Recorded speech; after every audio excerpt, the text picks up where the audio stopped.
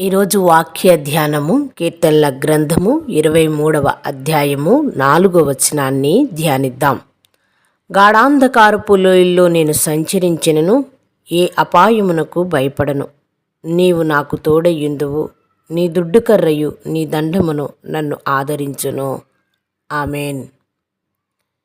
దేవాది దేవుని యొక్క దుడ్డుకర్ర దండము మనల్ని ఆదరిస్తాయి అని దేవుని వాక్యము సెలవిస్తుంది. మరణాస్యం మీద ఉండేవానికి నిరీక్షణ కలుగజేసే మధురమైన మాటలు ఇవి.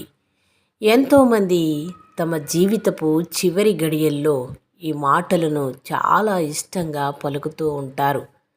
అయితే భౌతిక మరణ సమయంలో మాత్రమే కాదు, మనము జీవిస్తూ ఉండగా ఆత్మీయ మార్గములో వేదనలు కలిగినప్పుడు కూడా ఈ వాక్యాన్ని మనము అన్వయించుకోవచ్చు.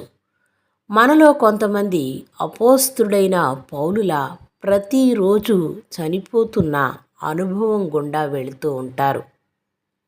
నేను ఒక పుస్తకము చదివినప్పుడు, అది యాత్రికుని ప్రయాణం అనే బుక్కును నేను ధ్యానించినప్పుడు, ఆయన గాఢాంధకారపు లోయల్లో సంచరిస్తూ ఉన్నప్పుడు ఆయన యొక్క అనుభవాన్ని అక్కడ ప్రస్తావిస్తూ ఉన్నాడు. ఆయన ప్రయాణిస్తున్నప్పుడు ఆయనకి ఎదురైన సమస్యలను, ఆ గాఢాంధకారపు లోయల గురించి ఆయన ప్రస్తావిస్తూ ఇలా అంటూ ఉన్నాడు. ఈ భయంకరమైన గాఢాంధకారపు మరణపు లోయల అనుభవాల గుండా నేను వెళుచూ ఉన్నాను. ఆ వెళుచున్న మార్గములో దేవునిపైనే నేను విశ్వాసం కలిగి ఉన్నాను అంటున్నాడు. మనలో ఇలాగే కొంతమంది ఎన్నోసార్లు ప్రయాణం చేస్తూ ఉంటారు.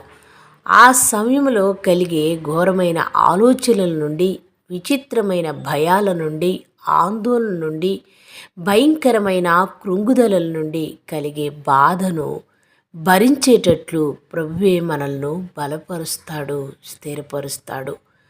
ప్రభువు ఎంత గొప్పవాడంటే, మనము ఎప్పుడైతే గాఢాంధకారపు లోయల గుండా ప్రయాణిస్తూ ఉన్నప్పుడు ధైర్యాన్ని కోల్పోతున్నామో, ఆయన అట్టి ధైర్యాన్ని బలపరుస్తూ ఉంటాడు. సొమ్మసిల్లిపోయిన మన ప్రాణాన్ని ఆదరిస్తూ ఉంటాడు. మరి సొమ్మసిల్లి అలసి సొలసి భయపడుతూ ఉన్నప్పుడు ఆయన దుడ్డుకరతో దండనుతో మనల్ని రక్షిస్తూ ఉంటాడు. మరణ భయము నుండి మనల్ని కాపాడుతూ ఉంటాడు. మనకు తీవ్రమైన ఒత్తిడికి మనము లోనైనప్పుడు కూడా ఆయన మనల్ని రక్షిస్తూ ఉంటాడు.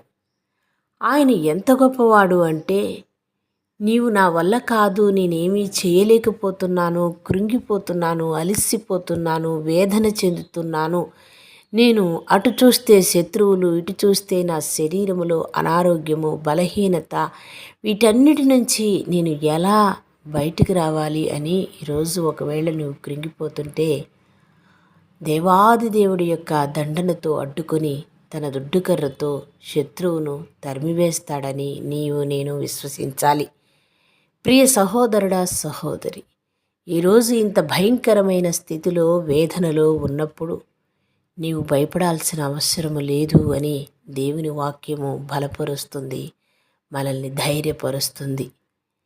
ప్రస్తుత కాలం ఉన్న పరిస్థితులు భయంకరమైన వేదనలో మన జీవితాన్ని గడుపుతున్నప్పటికీ, ప్రభువును మహిమపరుస్తూ ఆయన వైపు చూస్తూ విశ్వాసము కలిగి, నమ్మకము కలిగి ఉన్నట్లయితే, దేవాది దేవుని యొక్క దండముతోనూ మనల్ని ఆదరించి మన శత్రువుల ఎదుట మనకి భోజనాన్ని సిద్ధపరుస్తాడు.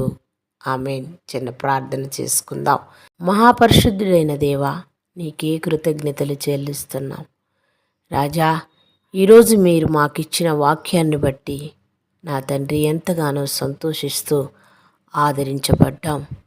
అయ్యా, ధ్యానిస్తున్న నాకును, వినుచున్న వారికిని అట్టి ఆదరణను దయచేయమని, గాఢాంధకారపు లోయలలో సంచరించెను మరి ఏ యొక్క అపాయమునకు నేను భయపడను, నా దేవుడు తోడై నాకు ఉన్నాడని భక్తుడు ఏ విధంగా నమ్మకముగా ఉన్నాడో, ఆ విధంగా మేము కూడా నమ్మకముగా ఉండి ఆదరించబడులాగా సహాయము దయచేయమని యేసు నామమున ప్రార్థిస్తున్నాం మా పరలోకపు తండ్రి. ఆమెన్.